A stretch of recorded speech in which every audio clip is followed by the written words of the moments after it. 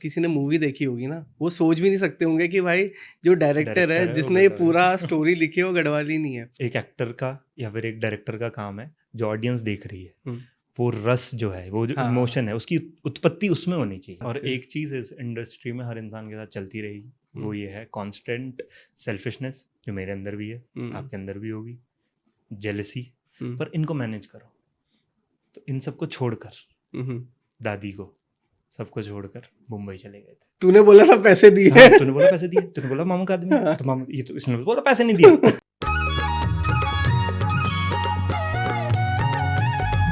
नमस्कार, प्रणाम पहलाक। मैं आप सभी का स्वागत करता हूं आपके अपने पॉडकास्ट पहाड़ टेल्स में। आज जो हमारे साथ गेस्ट हैं, इनकी मूवी ने अभी रिसेंटली बहुत धूम मचाई है। आप सभी ने सुना होगा घपरौल के बारे में, आप सभी देखने हो गए होंगे और मैं जानता हूँ मतलब अभी भी वो हॉल पे चल रही है और आप सभी उसको बहुत प्यार दे रहे हैं। और उसके पीछे जो ब्रेन्स हैं, जो दिमाग है, आज वो हमारे साथ बैठे हुए हैं। इतनी कम उम्र में उन्होंने इतना अच्छा काम किया है, ये मेरे लिए तो विश्वास करना बहुत ही मतलब नामुमकिन सा था, क्योंकि लोग ऐसा काम 40 साल, 20 साल, 30 साल, 60 साल के एक्सपीरियंस के बाद भी नहीं कर पाते। विद लिमिटेड रिसोर्स, बहुत कम रिसोर्सेज के साथ, बहुत ज़्यादा मतलब इतना बॉलीवुड लेवल जो उन्होंने काम किया है उसको मैं मतलब सराहना चाहूँगा और बहुत ही अच्छा काम करा है। मैं आप सभी के बीच में स्वागत करता हूँ सिद्धार्थ शर्मा का, जो कि घपरौल के डायरेक्टर और राइटर हैं। सिद्धार्थ, बहुत स्वागत है आपका थैंक यू भाई। हमारे शो में। कैसे हो आप? मैं बहुत अच्छा हूँ और थैंक यू इतनी बड़ी बड़ी बातें बोलने के लिए। नहीं नहीं भाई, सही बताऊँ, ये बड़ी बात नहीं है।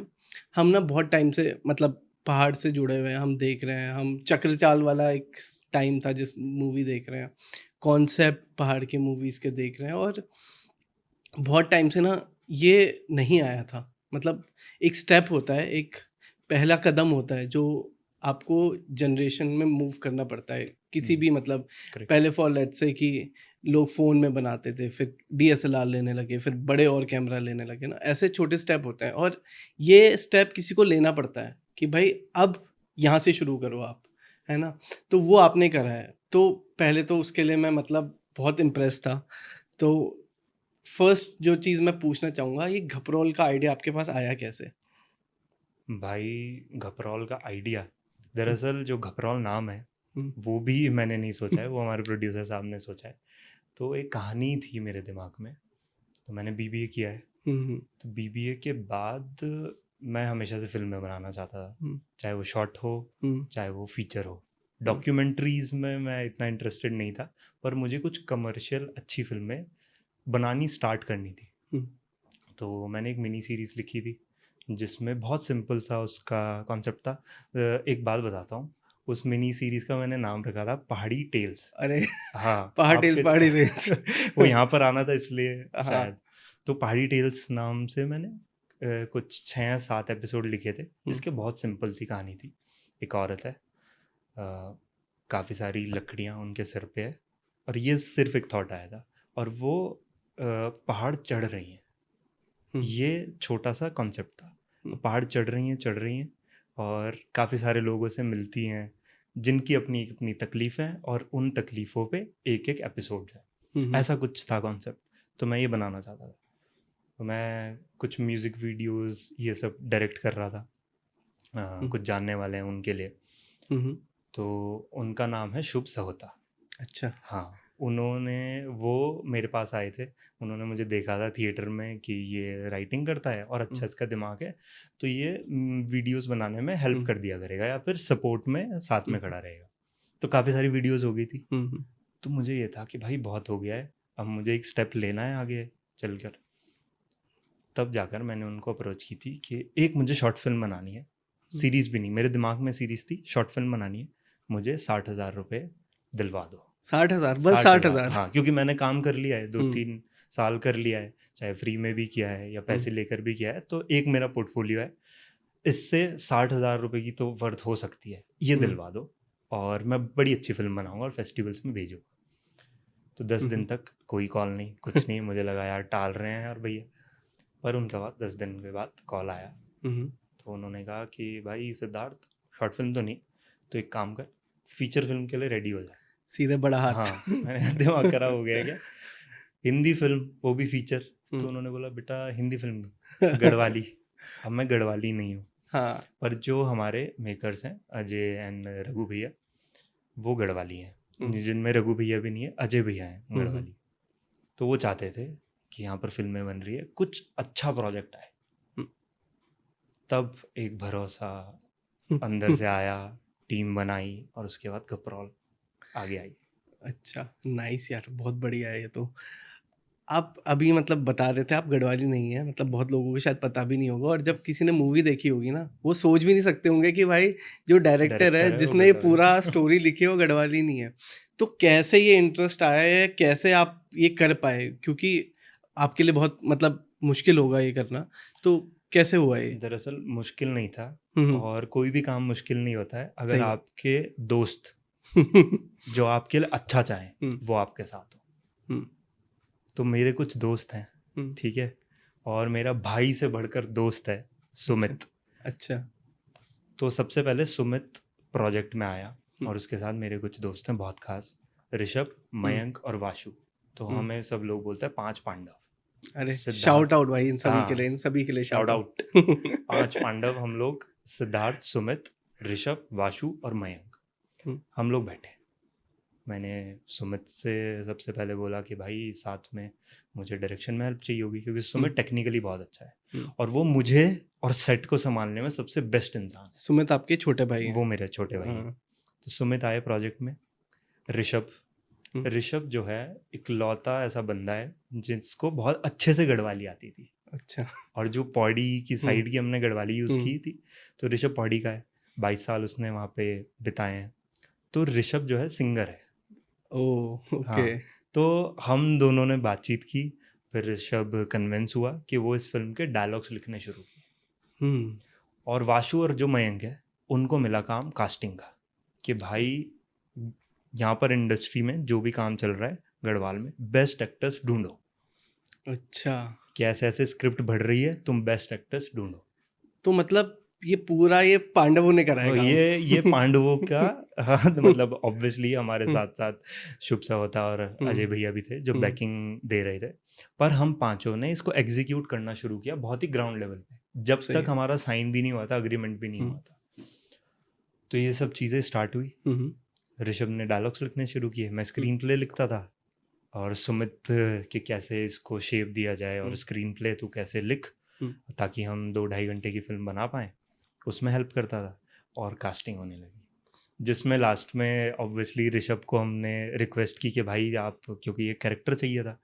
यहाँ पर एक्टर तो हैं, लेकिन सब लोग जो अभी भी फॉलो कर रहे हैं वो 90s और बहुत पहले का उस ये तरीके है। का एक्टिंग या उस तरीके के गानों में डांस और वो सब चीज़ें फॉलो कर रहे हैं। बुरा नहीं है, पर अभी भी वहीं पर है। कुछ नए लोग भी आ रहे हैं जो बहुत अच्छा कर रहे हैं, रैप में जा रहे हैं सीधा, हाँ। वाला एक जोन चल रहा है, तो बीच का हमें कुछ चाहिए था वैसे एक्टर्स। तो काफ़ी सारे एक्टर्स जो काम कर रहे थे, उन्होंने वो बहुत ही स्वीट से, जितने भी सीनियर एक्टर्स थे वो आए, प्रॉपर्ली ऑडिशन किया, उन्होंने मेरे पे भरोसा दिखाया कि हाँ ये नया लड़का है, कुछ करना चाहता है, और इस तरीके से फिर आगे। आपने मतलब ये कास्टिंग में आपने पार्टिसिपेट करा? ऑब्वियसली डायरेक्टर का काम रहता ही है कास्टिंग। और मैं सोचता था, जैसे हमारी फिल्म में मयंक का जो कैरेक्टर है, विक्की जो बना है, वाशु जो साथ में ही है, ऋषभ, तो मैंने पहले ही सोच लिया था कि इन लोगों के ये कैरेक्टर होंगे, क्योंकि वो बहुत अच्छे एक्टर हैं ये कैरेक्टर्स। और उन लोगों ने बाकायदा बहुत ऑडिशंस दिए। तो कुछ ऑडिशंस मुंबई से भी आए। मुंबई में काफ़ी एक्टर्स हैं जो बहुत अच्छी गढ़वाली बोलते हैं, लेकिन बजट इश्यूज़ की वजह से वो नहीं आ पाए, क्योंकि बहुत लिमिटेड बजट में यहाँ काम होता है, वो नहीं आ पाए। पर फिर ये तीनों पहुँचे फाइनल ऑडिशंस में। और जो बाकी भी एक्टर्स थे, एक एक्टर हैं जो नॉन एक्टर है, अच्छा। रैथल से हमने लिया उनको, अनुराग नाम है उनका फिल्म में, और राजेंद्र नाम है उनका असली में। तो सिर्फ देखा था मैंने, एक टेक्निकल रेकी के लिए गया था मैं हमारे डीओपी विनय जान्ना जी के साथ, तो मैंने देखा था, मैंने कहा बस ये इतना ही कर दे अगर स्क्रीन के आगे, वो बहुत है। तो वो थोड़ा ओवर एक्टिंग करते थे, क्योंकि आपके अंदर बसा रहता है ना, आपने देखा है शाहरुख खान को एक्टिंग करते, तो उस तरीके की एक्टिंग करता था, पर उसके अंदर कुछ था। मैंने कहा भाई इसको नीचे कर, और वो समझता था ये चीज़ नीचे कर परफॉर्मेंस, ऊपर कर परफॉर्मेंस, तो वो नीचे ऊपर करता था। बढ़िया भाई। और एक सीन के लिए हमने लिया था उन्हें। अब ये ऑब्वियसली आपको विजन तो चाहिए किसी ऐसे इंसान से काम कराने के लिए, तो ये पूरी टीम ने फिर डिसीजन लिया कि उसका ट्रैक पहले सीन से लेकर क्लाइमेक्स तक रहे। वो फिल्म के 22-23 सीन में एक्टर जबरदस्त काम किया है उसने। बढ़िया भाई। तो जो एक्टर होता है, मतलब उसका ज़्यादा कंट्रीब्यूशन होता है किसी भी मूवी में, या फिर डायरेक्टर जो चाहता है अपना एक इमेज बनाता है? या तो मैंने दो, मतलब जब मैं पढ़ रहा था इन सब चीज़ों के बारे में, डायरेक्शन के बारे में थोड़ा बहुत, तो मुझे दो टाइप के डायरेक्टर होते हैं। एक वो होते हैं जो कि कैरेक्टर पकड़ते हैं कि फॉर, जैसे वो मैं देख रहा था 3 इडियट्स में, जो वो कॉमेडी वाला जो वो है, कौन सा कैरेक्टर? ये थुरथुरी पादम, हाँ हाँ हाँ, साइलेंसर Correct, वाला, silencer साइलेंसर वाला। तो जो साइलेंसर वाला है वो उसका नेचुरल ही उसका एक्सेंट वैसा था, है ना। अच्छा। फिर कुछ ऐसे होते हैं जिनको ट्रेन करते हैं कि डायरेक्टर बताता है आपको ऐसा बनना है। तो आप क्या प्रेफर करते हो उस चीज़ के लिए?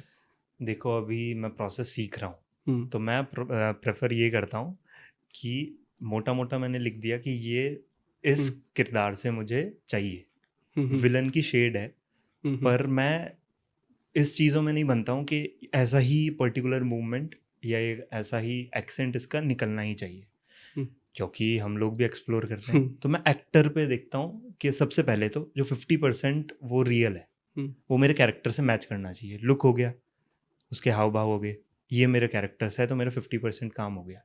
एक्टर अच्छा है और टेबल पे क्या लाएगा, तो मैं थोड़ा सा एक्टर को देखकर वो किरदार बनाने लगता हूँ। ऐसा अभी तक का प्रोसेस चल रहा है। शायद आगे चलकर ऐसा हो कि भाई मुझे एग्जैक्ट यही सोचा था और यही करके दो। उसके लिए आपकी तैयारी भी वैसी होनी चाहिए एज अ डायरेक्टर, कि आपने उस कैरेक्टर के लिए बहुत रिसर्च किया। ऐसा मैं सिर्फ 1-2 कैरेक्टर के साथ ही कर पाता हूँ। जैसे घपरौल में बहुत सारे एक्टर्स हैं, किसी एक कैरेक्टर की फिल्म नहीं है, लीड नहीं है उसमें, एज सच कोई लीड नहीं है, ऑब्वियसली एक फेस ज़्यादा दिखता है। तो उसमें मैंने 2-3 कैरेक्टर्स का ही बहुत लंबा लिखा था कैरेक्टर स्केच, लेकिन बाकी एक्टर्स ने तो सिर्फ टेबल पे आके इम्प्रोवाइजेशन किया है। नाइस, हाँ, बढ़िया यार, 19 सीन फिल्म के इम्प्रोवाइज्ड है।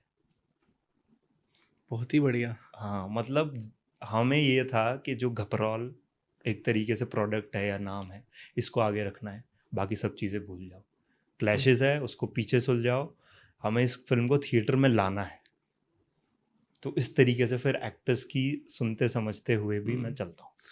मेरे को लगता है आपका ना विजन बहुत अच्छा था। आपने सोच रखा था कि आपको जाना कहाँ पर है, करेक्ट। और वही एक मेन रीज़न था इस मूवी का सक्सेस का, कि इतना लोगों ने सराहा, इतना लोगों ने प्यार दिया।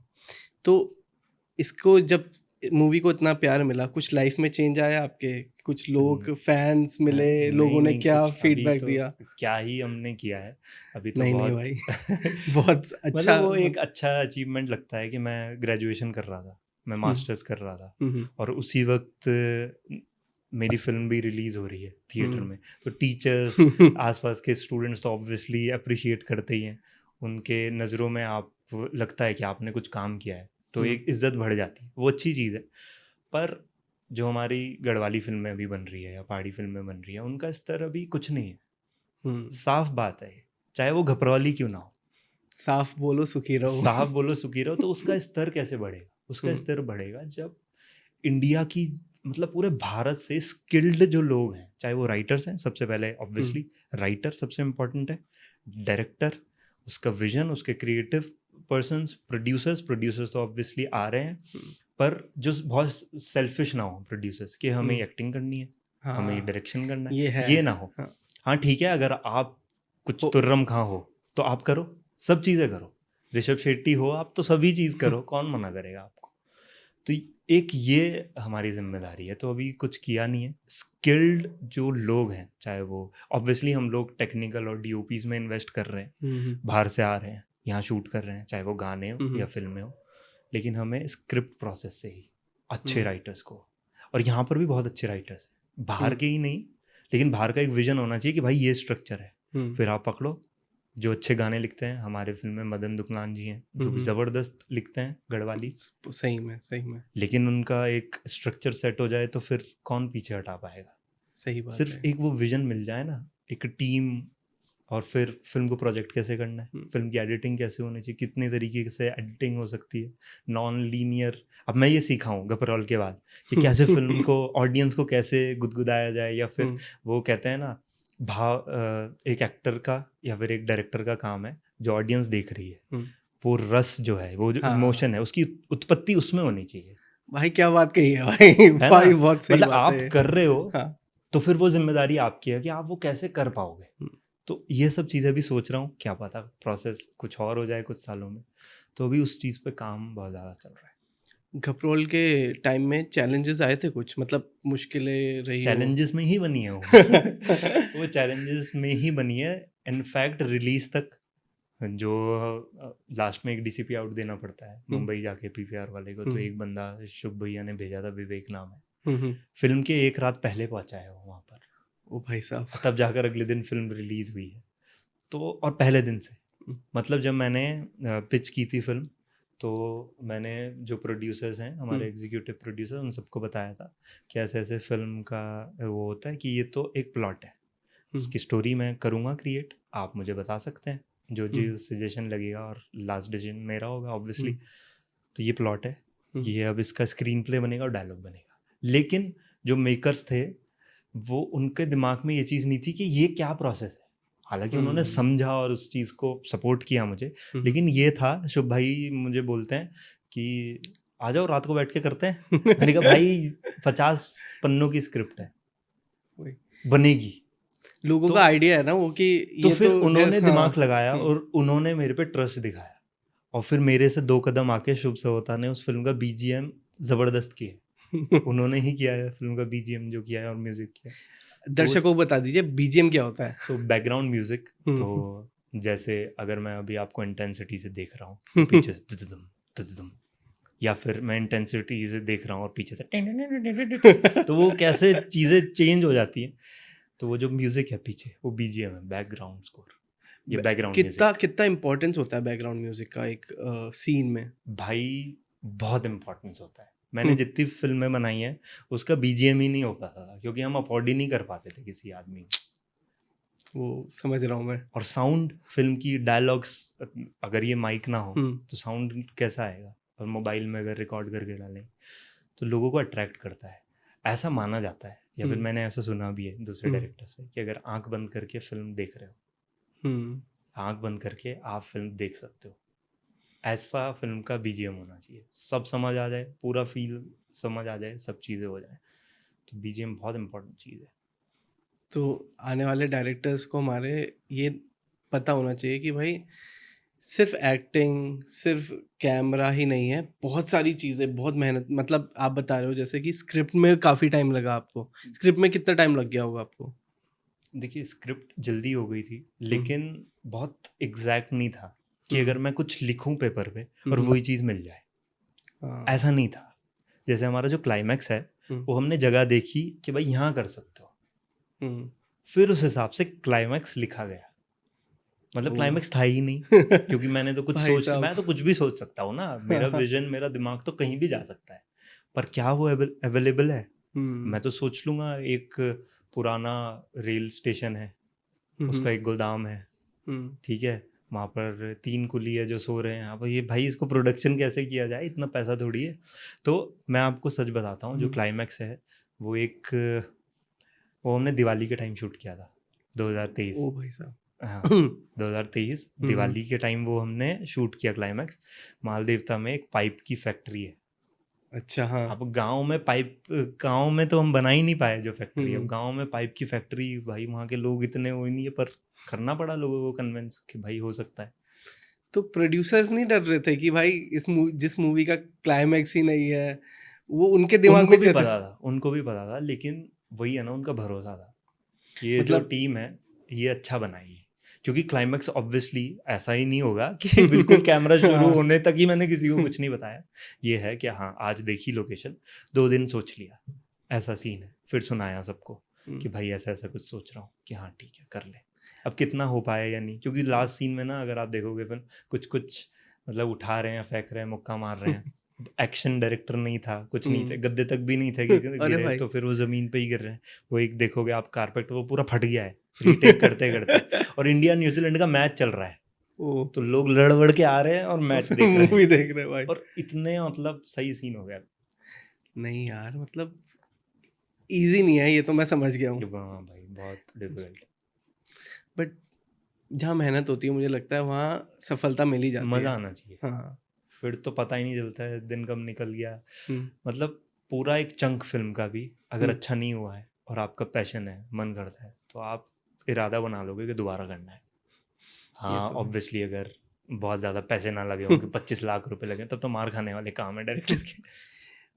आप एक चीज़ बताइए, मतलब आज के टाइम में अगर किसी को घपरोल जैसी मूवी बनानी है, ठीक है, कितनी बड़ी टीम होनी चाहिए, कितना बड़ा बजट होना चाहिए, कैसे, मतलब उस लेवल की, अगर कोई अभी स्टार्ट करता है, कोई नया शुरुआत करता है, किसी के दिमाग में आइडिया है, ठीक है, उसको कैसे वो उस घपरोल वाले जोन में पहुंच पाएगा वो? देखिए घपरौल बनाने से पहले हम्म, हमने 4-5 साल फ्री में काम किया है, ओ और भाई। हमने सिर्फ फिल्में ही बनाई, ट्रैक ही नहीं बदला है। हम्म, सिर्फ एक एम था, एक फीचर फिल्म बनाऊंगा, थिएटर में लगेगी, ओ। ये था। और ये नहीं था वो दुनिया की बेस्ट फिल्म होगी, ठीक है हम्म, बेस्ट फिल्म मैं 5-10 साल में बना लूंगा, पर वो एवरेज और अच्छी फिल्म होगी, ये था। हम्म, तो सबसे पहले तो ये हम्म, इरादा होना चाहिए, कितना ही टाइम लग जाए, जो हम्म, आपको करना है वो पता होना चाहिए, एम सेट होना चाहिए, ठीक है। तो अगर ठीक किसी को है। घपरौल जैसी फिल्म बनानी है, ऑब्वियसली वो अपनी घपरौल बनाएंगे, जो भी हम्म, उस फिल्म का नाम हो, अपनी दुनिया सजाएंगे। हम्म, पर ये है कि बनाना फिल्में शुरू करो, चाहे 2 हम्म, मिनट की बना रहे हो, 20 मिनट की बना रहे हो, और एम रखो। हम्म, जैसे हम लोग चैंपियंस ट्रॉफी जीते, हम्म, ठीक है, पर वो 50-50 का दिल हम्म, में चोट तो थी ना। वो तो है। हाँ, तो ये पता होना चाहिए कि भाई मैं फीचर फिल्म नहीं बना पा रहा हूँ, तो दिल में एक चोट होनी चाहिए कि भाई एक दिन बनाओ, ठीक है। हम्म, उसके काउंट्री में आप करो, शॉर्ट फिल्म बनाओ, अच्छी हम्म, फिल्म बनाओ, मिनी सीरीज बनाओ, अच्छा बनाओ, आप एक दिन फीचर फिल्म पे भी पहुंच जाओगे। तो एक तो ये इरादा खुद से हम्म, होना चाहिए। दूसरा, आप में ये टैलेंट होना चाहिए कि आप लीड कर सको, हम्म, गलत भी बोल रहे हो, ठीक है, जिसका कुछ फ्यूचर नहीं है ऐसी चीज भी बोल रहे हो, 4 लोग कन्विंस है। जैसे हमें क्या पता था कि हम्म, घबराल थिएटर में जाएगी या नहीं, और मैं हम्म, तो कन्विंस था ना, हम्म। और मेरे साथ 4 बेवकूफ भी कन्विंस थे ये जाएंगे। पांडव। और फिर हमारे प्रोड्यूसर्स, जिनको मैं ऑब्वियसली बेवकूफ नहीं हम्म, बोलूंगा, उन लोगों ने ट्रस्ट दिखाया कि ये तो बोल रहे हैं थिएटर तक ले जाने के लिए, लेकिन हम ले जा देंगे क्योंकि हमारे पास मनी पावर है। हम्म, तो आपको मिल गया। अब ऐसा नहीं है ना, अब जो हमारे प्रोड्यूसर्स हैं उन्होंने इतना पैसा हम्म, लगाया है, उनके भी जानने में बहुत कैमरामैन है, डायरेक्टर्स हैं, सब है, उन्होंने उन पे पैसा क्यों नहीं लगाया? उनको ये पता था एक टीम बैठी है, एक उनका लीडर ठीक बैठा है, ये प्रोजेक्ट अच्छा बना देगा और आगे पुश मैं कर दूंगा।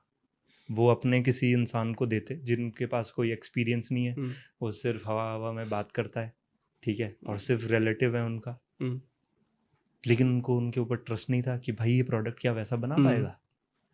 तो काम करते रहो, अच्छी टीम बनाओ, सही टीम टीम, टीम बहुत इंपॉर्टेंट है, जो मेरे अच्छी को टीम समझ बनाओ, में आ रहा है। भरोसेमंद। टीम में कौन कौन लोग होने चाहिए, जो मतलब वैसे तो ऑफ कोर्स तो बहुत बड़ी, बहुत आप बड़ी। अपने आप में टीम हो।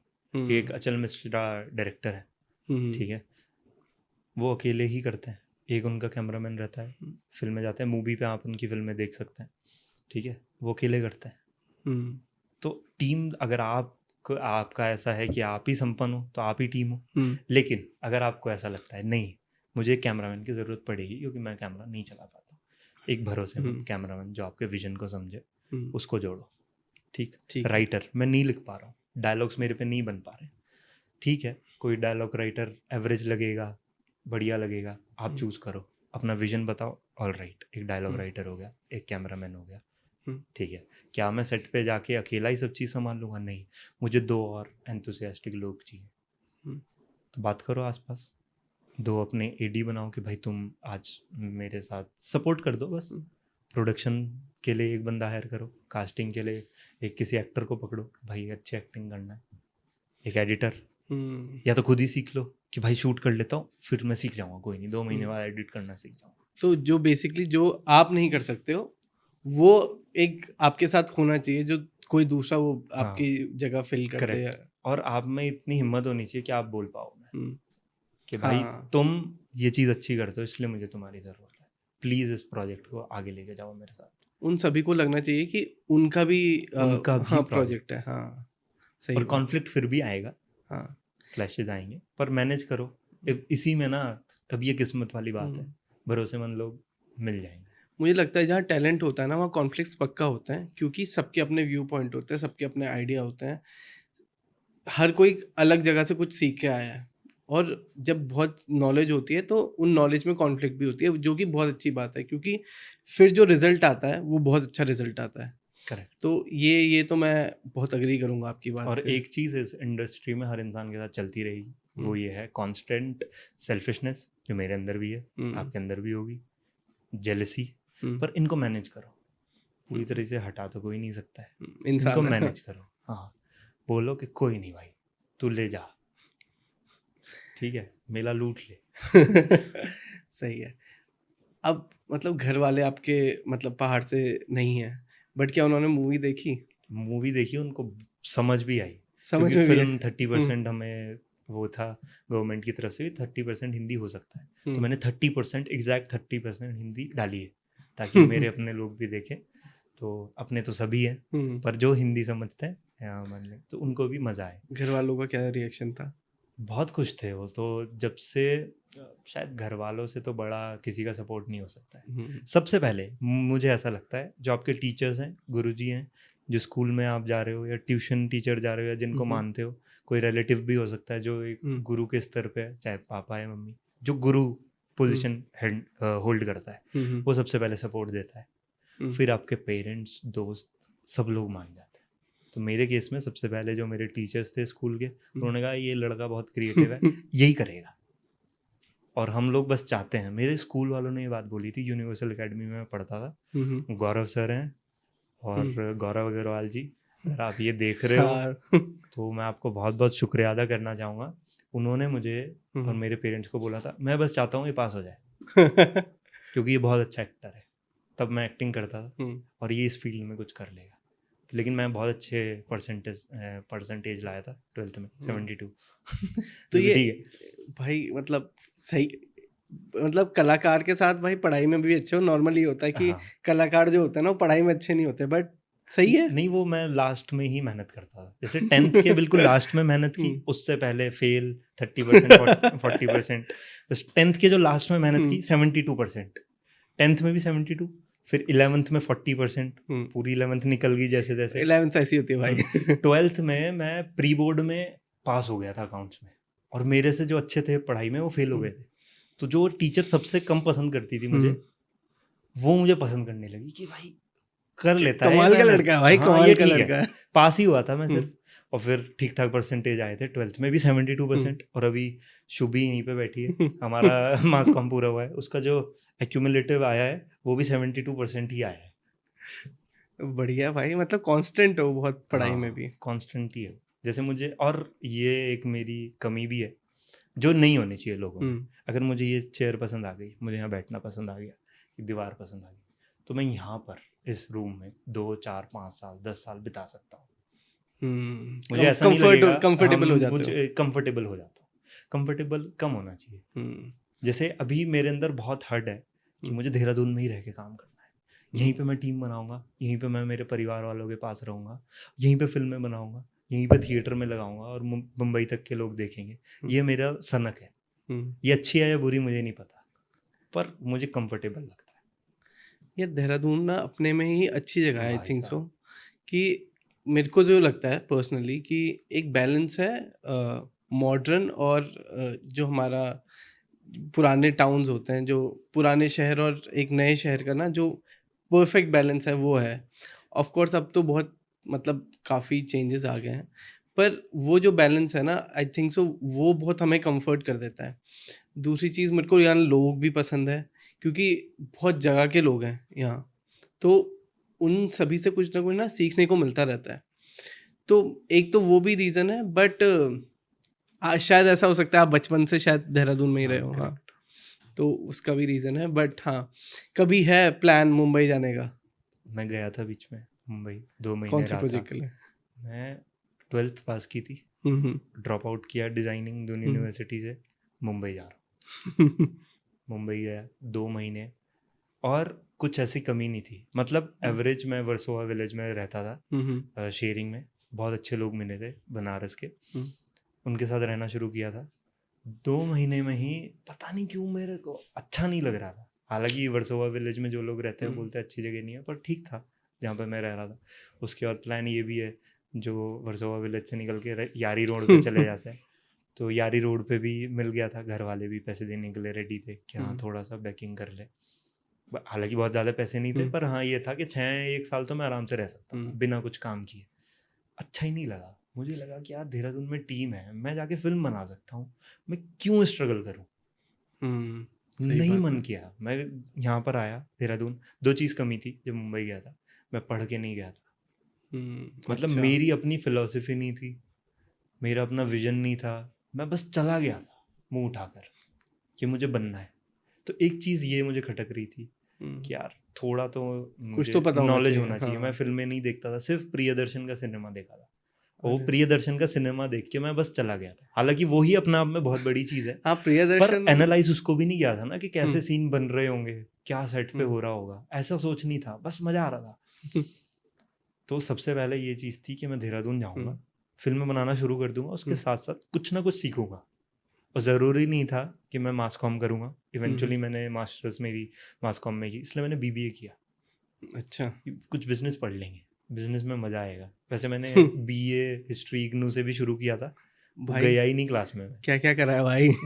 बस कुछ करना था कि भाई कहीं से तो मुझे कुछ बेनिफिट मिले पढ़ाई में। हिस्ट्री जान जाऊंगा तो शायद संजय लीला भंसाली की तरह कुछ करने लग जाऊंगा, ऐसा था। और ऐसा ही होता है, चंचल दिमाग। बीबीए किया, बस पास होने के लिए किया। मैंने मज़े करूंगा 3 साल दोस्तों के साथ मज़े करूंगा, थोड़ी थोड़ी फिल्में बनाऊंगा, दोस्तों को नहीं छोड़ूंगा। और दोस्तों ने भी शायद ये मन ही मन मान लिया था। हमारा एक गैरेज हुआ करता था, हमने कार निकाली वहाँ से, एसेंट थी पापा की पुरानी, चलाता कोई था नहीं, मुझे आती नहीं थी, पापा को शौक नहीं था। उस वक्त ले ली थी पापा ने 2009 में एसेंट। उस वक्त अच्छी थी, कूल कार थी वो। हाँ, अब चलाने लगा हूँ मैं उसको, पर उस वक्त तो बिल्कुल कोई नहीं चला रहा। तो उसको गैरेज से निकाला बाहर, गैरेज को किया डेकोरेट कि मेरे दोस्त यहीं आएंगे, यहीं सोएंगे और यहीं करेंगे हमें जो करना है, ताकि वो छूटे ना। सही है भाई। घर वालों का मतलब काफी सपोर्ट रहा है, काफी सपोर्ट, मजा आता था उनको। मेरे घर वाले बोलते हैं जिसका जहाँ लिखा है वहाँ उसको मिलेगा। अच्छा, नहीं सही तो बात फिर है। क्यों खींचे हम। घर में कोई आर्टिस्टिक फील्ड से है? कोई नहीं है, ड्रामेबाज तो सब है पर्सनली, पर आर्टिस्टिक फील्ड से कोई तो कैसे भाई, मतलब हम जैसे ऐसा बोला जाता है। मतलब मेरे घर वाले बताए, जो मेरी दादी के पापा थे, बहुत बड़ा हो गया, वो डॉक्टर थे, एमबीबीएस। अच्छा। वो स्क्रिप्ट राइटर थे। ओ, ये सब कहानियां हैं, असली है या नहीं मुझे नहीं पता, ये सब कहानियां हैं। समझा नहीं, एक सेकंड। एमबीबीएस थे बट स्क्रिप्ट राइटर थे? एमबीबीएस थे, फिल्में बनाने का शौक था, रुड़की में रहते थे। अच्छा। तो मेरी दादी सबसे बड़ी हैं, और इनके साथ भी काफ़ी भाई बहन हैं, 3 और भाई बहन हैं।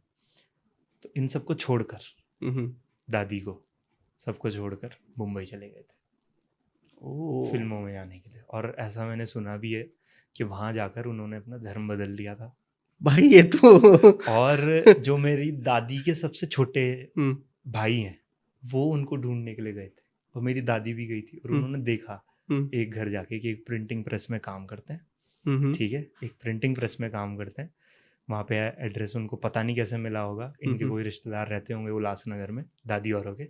पता चला कि मुन्ना नाम नहीं था उनका, मुन्ना तो मेरे दादाजी का नाम है। उनके जो भी पिताजी का नाम होगा, वो वहाँ पे रहते हैं। तो मेरी दादी गई वहाँ पर, उन्होंने देखा एक फ्रेम लगा है, अच्छा, जिसमें उनके जो पिताजी हैं उनका धर्म चेंज हो चुका है।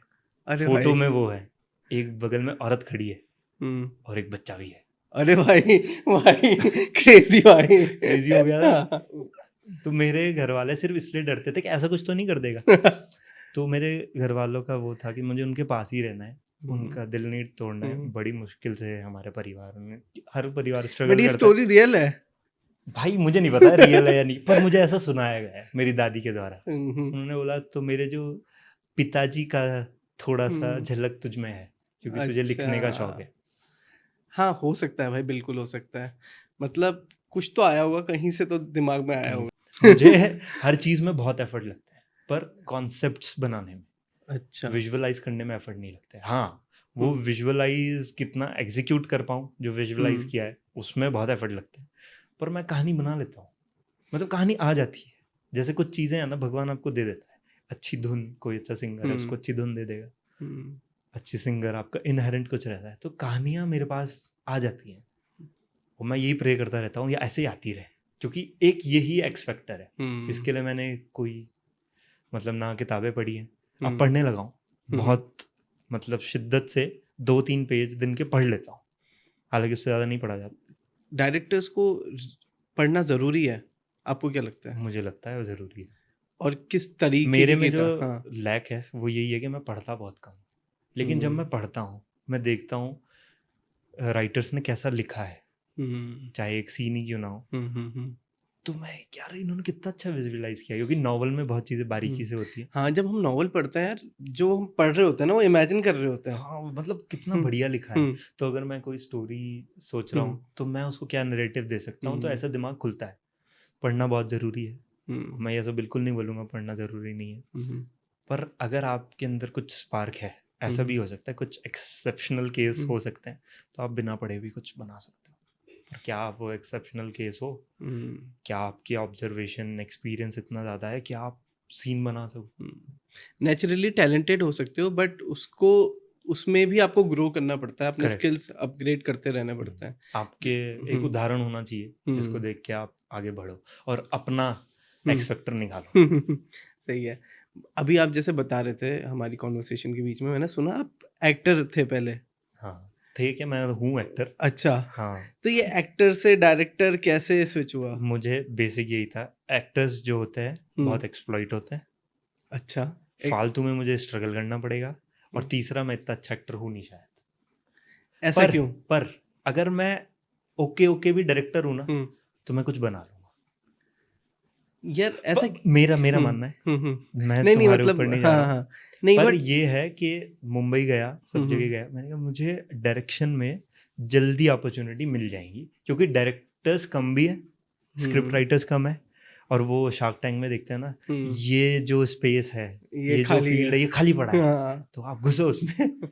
सही। बट मैं एक चीज जानना चाहूंगा, जब आप बोल रहे हो कि एक्टर्स एक्सप्लॉइट होते हैं, उससे मतलब आपका क्या है? मतलब एक्टर्स ऑब्वियसली ना, अब आप देहरादून में जितनी फिल्में शूट हो रही है इसमें जूनियर्स जाते हैं, आप देखो उनको कैसा ट्रीटमेंट मिलेगा। आप जाओ किसी सेट पे, मैं भी गया हूँ, मैं प्रोजेक्ट या फिर इंसान का नाम नहीं लूँगा, कोई क्लोज भी हो सकता है हाँ भाई। आगे काम भी हो सकता है हाँ। तो पर एक्सप्लॉइट होते हैं। एक्सप्लॉइट मतलब चलो पैसे तो कम मिल ही रहे हैं, पर आपको उस तरीके की इज्जत भी नहीं मिलती है। जूनियर्स हो ठीक है, यहाँ की कोई एसोसिएशन भी नहीं है। प्लस एक अगर आपको कोई कैरेक्टर मिल भी गया है, सेकेंडरी कैरेक्टर मिल गया है, तो अगर छोटे ही लेवल पे, जैसे आप और मैं हैं, आप और मैं दोस्त हैं, एक्टर्स के दिमाग में मैंने बहुत देखा है, 50% ऐसा देखा है, आपको लीड मिल गया, मैं सेकेंडरी हूँ, पर हम दोनों दोस्ती है ना, आपका और मेरा बिहेवियर बहुत चेंज हो जाएगा। अच्छा, ऐसा है क्या? काफी लोग नहीं करते पर काफी लोग करते हैं, और खासकर जिन्होंने दुनिया नहीं देखी होती है, हाँ, ये वो तो करते ही हैं। वो तो हर फील्ड में जिनका एक होता है। फितूर होता है ना, तो मैंने कहा ये फितूर मैं मेरे ऊपर नहीं चढ़ने दूंगा, मैं अच्छा लिख लेता हूँ, डायरेक्ट में ठीक ठाक कर लेता हूँ, मैं स्टार्ट इससे करूँगा। ऑब्वियसली अब एज एन एक्टर भी मुझे आना होगा, तो मैं छोटे ही रोल करूँगा, ज़्यादा बड़ा नहीं करूँगा। मैं कितने पानी में हूँ मैं समझता हूँ। एज अ डायरेक्टर बोला ऐसा जाता है कि जो सीरियल है, ये अभी एक पॉडकास्ट बहुत चल रहा है दिग्मांशु धूलिया का, पर बहुत समय पहले मेरे एक टीचर हैं, मेंटोर हैं, जिनकी फिलोसफिकल सोच से मैंने बहुत कुछ सीखा है। पर्टिकुलरली उन्होंने मुझे डायरेक्शन कुछ नहीं बताया, पर विजन दिया है अपनी बातों में। आलोक उल्फत जी, उनके किसी सेशन में मैंने ये सीखा था कि भाई जो सीरियल है वो राइटर्स मीडियम है, कितना कितना लिखते रहो। अभी दिग्मांशु धूलिया भी एक पॉडकास्ट में ऐसा बहुत बोल रहे हैं। जो राइटर का मीडियम है, ये सीरियल का मीडियम राइटर, स्टेज एक्टर है। 1.5 घंटा आपको परफॉर्म करना है, आपके हाथ में है लगाम। अच्छा, कैसे अपना आप को जोड़ोगे, कैसे करोगे।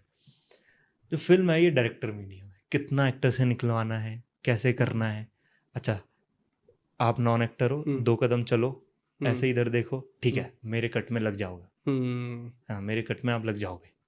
एडिटिंग में क्या करना है, डायरेक्टर का विजन है, तो डायरेक्टर के हाथ में फिल्मों की कमांड होती है।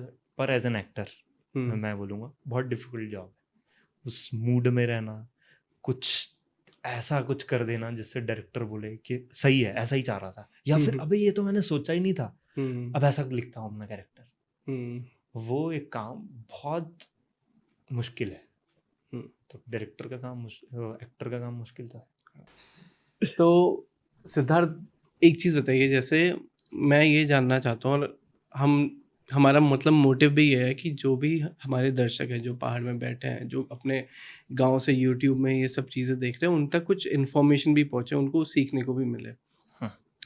तो ये बताइए कि अगर आपको डायरेक्टर बनना है ना, या फिर इवन किसी भी फिल्म इंडस्ट्री में जाना है, तो क्या आपको कोर्स करना चाहिए, या बुक पढ़नी चाहिए, या कोई सर्टिफिकेट कोर्स है, या कुछ क्या मतलब पाथ होना चाहिए, क्या रास्ता होना चाहिए? देखिए, गाइडेंस तो होनी चाहिए, चाहे वो अच्छी क्लासेस के तौर पे हो, अच्छी बुक्स पढ़ो, अच्छी वीडियोस देखो, गाइडेंस तो होनी चाहिए। जैसे हमें गाइडेंस सही मिल गई आलोक उल्फत जी के पास जाकर। अच्छा। एक विजन डेवलप हो गया, ठीक है, कि ऐसा करना है। उन्होंने ये नहीं बताया कि यही तरीका है, क्योंकि इस फील्ड में तरीका नहीं है, अपना तरीका चुनना पड़ता है। क्रिएटिव है। हाँ। और कैसे छोटी मोटी चीज़ें जो वो होता है ना, छोटा मोटा आपको टीजिंग फैक्टर्स हो जाता है। किसी क्लब में चले गए पहली बार शूट करने, तो खूब दारू पी ली वहाँ पर जाके, भाई अब तो हम इस इंडस्ट्री में आ गए। ऐसा नहीं है, आपको पता होना चाहिए कि आपका एम क्या है। तो वो अच्छे गाइडेंस से ही आएगा, किसी को देख कर आएगा। चाहे तो देख कर सीखो, चाहे अच्छी क्लासेस जाओ, किसी अच्छे मेंटर के पास जाओ, एक्टर हो तो अच्छी वर्कशॉप्स करो, खोजो। यार मतलब बात कर रहा हूँ ना मैं, तो आपसे मेरे को बहुत चीज़ें सीखने को भी मिल रही है कि क्या क्या चीज़ें लाइफ में होती हैं जिससे आप चीज़ें सीख सकते हो, कुछ नई चीज़ें कर सकते हो। मैं परसिस्टेंस सीख रहा हूँ कि भाई एक फील्ड में आप लगे रहो और आप कहीं ना कहीं तो पक्का पहुँच जाओगे। करेक्ट। ये तो मतलब समझ में आ रहा है आपसे बात करने के बाद। एक चीज़ बताइए, मतलब आप बहुत मूवीज़ के बारे में, मतलब आपने अपनी मूवीज़ के बारे में बता रहे हैं, ऐसी कौन सी मूवी है जो जिसने आपको इंस्पायर कर दिया था कि भाई अब मैं डायरेक्शन, मतलब उसका आपको हर एलिमेंट, हर चीज़ें उससे आपको कुछ सीखने को मिला हो, या आपने अपने मतलब वो आपके लिए लाइफ चेंजिंग रही हो? सीखने को तो मैं बाद में सीखना शुरू किया, लेकिन जो फिल्में देख के मस्ती आती थी और दिमाग में ये चीज़ें आ गई थी कि मुझे फिल्में ही बनानी है, वो प्रियदर्शन की फिल्में थी। अच्छा। जिसमें सबसे टॉप पे मैं हंगामा रखूँगा, वो सबकी फेवरेट है। हाँ। मैंने वो फिल्म बहुत बार देखी है, हंगामा। ठीक है, एक फिल्म पता नहीं आप लोगों ने देखी है या नहीं, वो बहुत बड़ी फ्लॉप हुई थी। मैं क्लास फर्स्ट में था जब मैंने वो फिल्म थिएटर में देखी थी। पता नहीं मैंने क्यों जिद की थी। शाहिद कपूर की फिल्म है फुल एंड फाइनल, देखिए भाई अल्टीमेट फिल्म है वो। मैं बस थिएटर में देख रहा हूँ, मुझे नहीं पता क्या चीज़ है या क्या नहीं है, पर दिमाग में कहीं ना कहीं थॉट आ गया था कि यार मैं इस फिल्म में होता तो और मजा आता। उस फिल्म में मतलब ऐसा नहीं है कि कुछ स्टोरी लाइन है कुछ, मगर मजा आता है उसको देखने। स्टोरी लाइन है उस फिल्म में जबरदस्त। मॉस्को चिकना हाँ याद आ रहा है मुझे, कैरेक्टर याद है। मॉस्को चिकना, एक वो कुत्ता का फोन खा जाता है, हाँ मेरी अबे पुट्टू पायलट, भाई पुट्टू पायलट भी है। पुट्टू पायलट था ना जॉनी लीवर। अबे ये पूरा वो पार्किंग करने जाते हैं शाहिद कपूर, वो चोरी करने जाते हैं ना, तो वो सीन तो मेरे दिमाग में बसा हुआ है। तो पुट्टू पायलट को बुलाते हैं, उसके कार रेंट करके, परेश रावल भी गाड़ी में होते हैं, तो गाड़ी रोक देता है और उसके चंकी पांडे की गाड़ी पे मार देता है। ठीक है, वो मारता है, चंकी पांडे के सर पे लगता है और वो हो जाता है, अनकॉन्शियस हो जाता है। तो शाहिद कपूर बोलता है क्या बे साले इतनी बड़ी ये क्या कर रहा है तू, ढंग से क्यों नहीं चला रहा है? तो जॉनी लीवर बोलता है ये मेरे को यही पार्किंग मिली, इसके अलावा कोई पार्किंग नहीं थी। उधर पूरे पार्किंग खाली हुई, उधर पूरा हेलीकॉप्टर पार्क कर सकता है। जबरदस्त गहन थी वो। मुन्ना तू तक तुन्ना ये डालना जब नीचे चलेगा मेरा क्लिप रील भाई। मगर मैं देख रहा हूँ, मतलब मैं आपको ऑब्जर्व कर रहा हूँ, आपको ना बताने में भी मजा आ रहा है भाई। मेरे को तो अब तो मैंने कम कर दिया है देखना टीवी वगैरह, पर मेरे को डायलॉग टू डायलॉग याद थे सब। अभी अगर मैं शुरू हो जाऊँ ना दे दना दिन का कि ऐसे ऐसे हुआ था, ये लास्ट तेरे बाप की है, हाँ, वो वाला सीन में पूरा का बोल देता हूँ। तूने बोला था पैसे दिए, हाँ, तूने बोला पैसे दिए, तूने बोला मामू का आदमी, तो मामू ये तो इसने बोला पैसे नहीं दिए। भाई वो सीन ही अल्टीमेट है यार। ये लास्ट तेरे बाप की है, तो बाप मर गया। और ये रील में फेमस नहीं हुआ था प्रियदर्शन, हम तब से फैन है। चुप चुप के मेरे मौसी बुआ जी के लड़के घर पे आ जाते थे और पूरी एक वो होती थी बैठक 2 घंटे सिर्फ प्रियदर्शन की फिल्म है। हमें तो नाम भी नहीं पता था प्रियदर्शन, वो तो मैंने बाद में सर्च किया कि फिल्म में डायरेक्ट कौन कर रहा है। और नीरज वोरा जो उस फिल्म को लिखते थे, जिन्होंने फिर हेरा फेरी भी बनाई है, वो मैं बहुत पहले सर्च कर लिया था। वो सैमसंग का छोटा सा कीपैड वाला मोबाइल था, मैंने उसमें देख लिया था कौन डायरेक्टर राइटर है। तो मैंने कहा ऐसी फिल्में बनानी है यार। बट आपने एक चीज देखा, प्रियदर्शन की फिल्म में ना कपड़े वाइट क्यों होते हैं भाई? नहीं, वो कुछ फिल्मों में है और उसके पीछे भी एक लॉजिक है, ताकि कंटिन्यूटी वगैरह ना जाए। और आपका काम और एक्टिंग बोले। मालामाल वीकली में सबके कपड़े वाइट है। सबके कपड़े वाइट है। एक वो जो रानी बनती है उसने साड़ी पहनी है, तो एक अलग कैरेक्टर हाईलाइट करता है, ठीक है। और दूसरा रितेश देशमुख ने थोड़ा ग्रेइश पहना है, बाकी सबने वाइट पहना है। चुप चुप के में भी उन्होंने ये चीज फॉलो की थी। सुनील शेट्टी किसी सीन में पिंकिश या लेमनिश शर्ट पहन के लाइट कलर है, पर लाइट कलर है। तो वो ऑब्वियसली, या क्या पता साउथ में वो फिल्में बनाई होगी, उनका ये था कि डिस्ट्रैक्ट ना हो, मेरी राइटिंग और डायरेक्शन चले। ऐसा नहीं पता, मैंने उनके इंटरव्यूज बहुत कम देखे हैं, मुझे बस मैं उनकी फिल्में देखता हूँ। फेवरेट डायलॉग कौन सा है? फेवरेट डायलॉग तो यार बहुत है ना, बहुत ही फेवरेट डायलॉग है। भागम भाग के अभी बहुत डायलॉग चल रहे हैं, ठीक है। हे रूपा नालिया, एक उसमें बहुत फेमस डायलॉग है, ठीक है। तो शरद सक्सेना का डायलॉग है, वो हम लोग दोस्त करते रहते हैं कि वो बोलता है उसको, बात तो सही है। वो बोलता है कि ये गांधी वांधी की बात चल रही थी और शरद सक्सेना बोलता है बात तो सही है। वो मेरे को डायलॉग बहुत पसंद है। और उसमें तो जितने भी डायलॉग है, वो गोविंदा का वो पूरा मोनोलॉग में याद करता रहता था घर पे बैठ के। आपने इसको बोला बैग लाने के लिए, माचिस लाया, माचिस जबरदस्त। सही है भाई। यार एक चीज बताओ, मैं जो आपको देख के समझ रहा हूँ, आपको मतलब मजेदार मूवी पसंद है, कॉमेडी मूवी पसंद है ना? क्या सीरियस मूवी भी करना चाहते हो?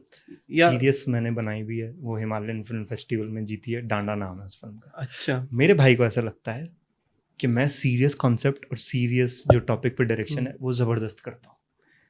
फिर भी अगर मैं कॉमेडी कोई फिल्म बनाने जाऊँ, क्योंकि मेरे वो एस्पिरेशन है, मुझे वो देखने में मजा आता है, इसलिए मैं बनाना भी चाहता हूँ। वो बोलता है तू कॉमेडी जैसा तू बनाना चाहता है उसका 30% निकाल पाता है, ठीक है, लेकिन अगर तू सीरियस करता है तो 100% सोच के जाता है, तो 100% निकालता है। अच्छा। ऐसा वो बोलता है। तो आप जितनी मैं थोड़ा सा डिप्रेस हो जाता हूँ वो प्रोसेस में सीरियस फिल्म के।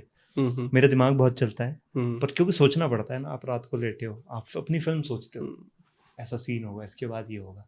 जब वो सीरियस आ जाता है ना कॉन्सेप्ट, अब रोने का सीन है, कुछ भी है, डिप्रेस्ड है, कुछ है, सीन तो कुछ भी हो सकता है, मुझे मजा नहीं आता मेरे साथ, क्योंकि अकेला तो मैं ही हूँ कमरे में।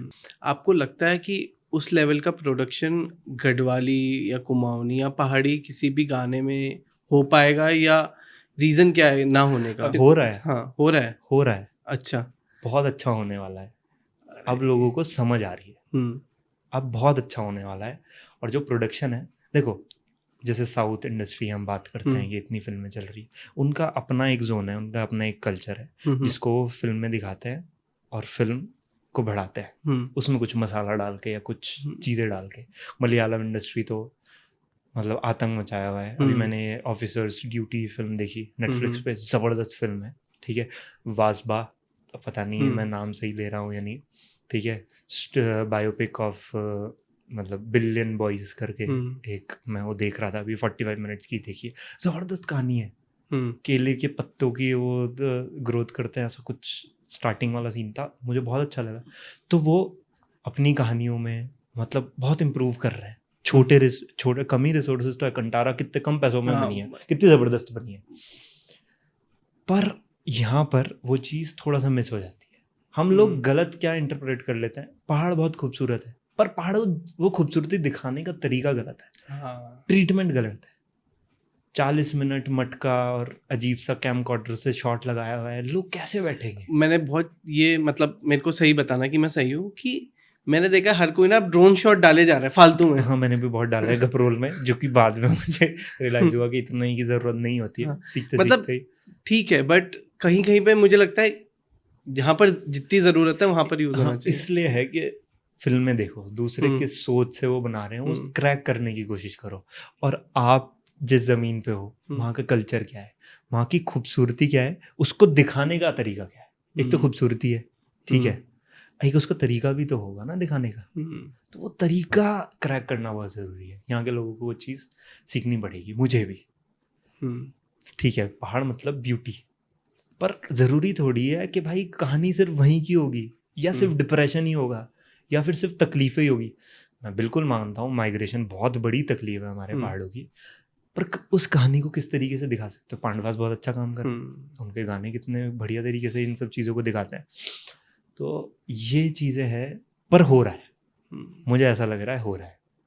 और वो फिल्म मेकर्स आने चाहिए जो ऐसा सोचते हैं, आउट ऑफ द बॉक्स सोचते हैं। बहुत कितने गढ़वाली फिल्म मेकर्स हैं भाई, कितने गढ़वाली एक्टर्स हैं, और ये जो ज़बरदस्त काम कर रहे हैं। तो वो अपने कल्चर को ऑब्वियसली प्रमोट तो करते ही हैं, पर इनिशिएट लेना चाहिए। मुझे लगता है एक तो पहाड़ी जो कल्चर है ना, वो बहुत अच्छा रिप्रेजेंट करता है हिप हॉप। मतलब अभी आप रिसेंटली देखोगे उनियाल का जो गाना है ना, वो ट्रेंड पे चला। उसमें ऐसा कुछ फास्ट रैप नहीं है या कुछ ऐसे कुछ नहीं है, बट उसमें ना पहाड़ी आवाज़ है। और नॉट जस्ट उनियाल, बहुत मतलब उनियाल के अलावा भी बहुत लोग हैं जो अभी पहाड़ को, उत्तराखंड को रिप्रेजेंट कर रहे हैं, मतलब नेशनल प्लेटफॉर्म पे, ग्लोबल प्लेटफॉर्म में। तो इस मीडियम के बारे में आपका क्या सोचना है? मतलब म्यूजिक, हिप हॉप, और अच्छा, अगर आप कंपेयर करें कि हिप हॉप और मूवीज या डायरेक्शन है, तो इस ये क्या क्यों है कि हिप हॉप ज्यादा आगे जा रहा है? यूथ समझ रहा है, हाँ, यूथ कनेक्ट कर रहा है हिप हॉप से, प्लस उनको अपने कल्चर की, अपने परिवार की भी इज्जत है। तो जब हिप हॉप के जरिए कुछ सेंसिबल बात होती है तो लोग बहुत सपोर्ट करते हैं। हिप हॉप मतलब ऑब्वियसली पहाड़ी कल्चर नहीं है, पर हमारा पार्ट भी बन रहा है, लेकिन उसका तरीका, वही बात है ना कि अपनी बात कहने का क्या तरीका है।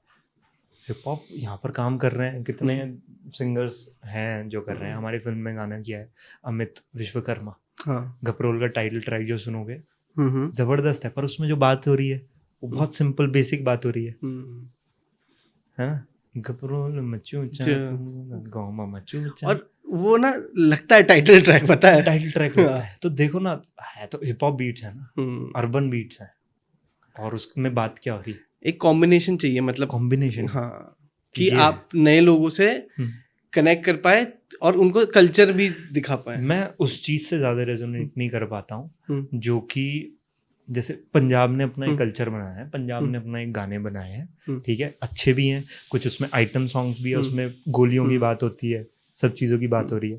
पर अगर आप वही चीज़, हम कहाँ गोली और ये बारूद यूज करते हैं? हम तो वैसे दबंग हैं भी नहीं, हाँ, पंजाबी ज़्यादा दबंग है, हाँ, हम भी हैं, ऐसा नहीं है, पर हमारा क्या है, खूबसूरती है, हमारी कुछ अलग बातें हैं, सिंप्लिसिटी है, सिंप्लिसिटी। तो जब वो थोड़े से अजीब लिरिक्स हो जाते हैं ना, या तो फिर देखो उनका अपना जोन है, जो बनाने वाले बना रहे हैं, मैं किसी गाने का नाम नहीं लूँगा, पर वो बहुत ज़्यादा मतलब लेवल ख़राब करता है। जैसे भोजपुरी गानों कैसे, मतलब ऑब्सीनिटी तो है, और क्या है, अच्छा भी है उस कल्चर में, अच्छी बात नहीं है, अच्छी भी फिल्म है, ठीक है, पर यहाँ पे तरीका कभी कभी हो जाता है। मैं, आप समझो मैं क्या कहने, हाँ, मैं समझ गया।